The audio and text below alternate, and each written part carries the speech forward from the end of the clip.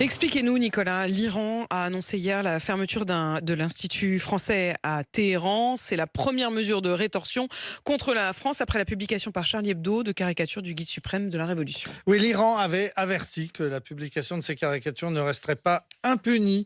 Caricatures jugées insultantes et indécentes. L'ambassadeur de France à Téhéran a été convoqué avant-hier soir au ministère des Affaires étrangères.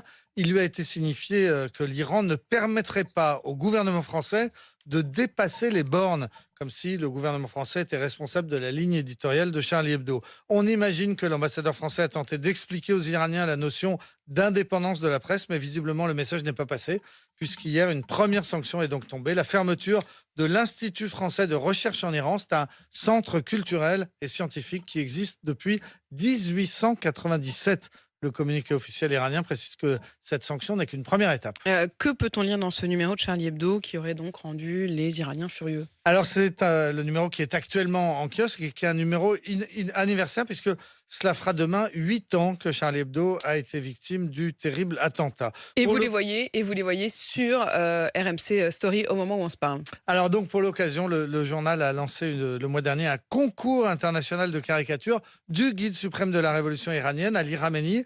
300 dessins ont été envoyés du monde entier et les meilleurs sont donc publiés dans ce numéro spécial. C'est évidemment une manière de montrer, je cite, le soutien du journal aux Iraniennes et aux Iraniens qui mettent leur vie en jeu pour défendre leur liberté face à la théocratie qui les opprime. Alors entre les ayatollahs et Charlie Hebdo, le différend n'est pas nouveau. Non, dès la révolution de 1979, Charlie Hebdo avait été parmi les premiers à réaliser l'obscurantisme des religieux qui venaient de prendre le pouvoir. Mais ce qui est étonnant, c'est qu'en matière de caricature, ce n'est pas Charlie Hebdo qui a commencé, ce sont bien les mollahs. Dans son édito, Riss, le patron du journal, raconte cette histoire. En 1993, après la fatwa contre Salman Rushdie, Téhéran avait lancé un concours de caricature contre l'écrivain britannique. Il s'agissait d'humilier par le dessin l'auteur des versets sataniques. Et le lauréat de ce concours de caricature devait recevoir en récompense 160 pièces d'or. L'ironie de tout cela, c'est que Riss explique que sans ce concours de caricature initié par Téhéran, eh bien Charlie Hebdo n'aurait sans doute jamais eu l'idée de publier des années plus tard les fameuses caricatures de Mahomet et l'histoire aurait peut-être été changée. Pourquoi Charlie Hebdo s'en prend à Ali Khamenei? Alors parce qu'il est lui-même la cible numéro 1 des manifestantes et des manifestants qui défient le régime depuis septembre. Les femmes sont descendues dans la rue sans voile, mais en criant surtout à bas le dictateur. Et le dictateur, c'est bien lui. C'est cet homme de 83 ans, guide suprême depuis 33 ans et demi, après avoir été président de la République pendant 8 ans. Il est bien le seul et unique responsable de ce qui se passe, des arrestations, de la répression, des condamnés à mort et de tous les événements dans ce pays depuis 40 ans. Mais Charlie Hebdo a aussi une autre raison de lui en vouloir.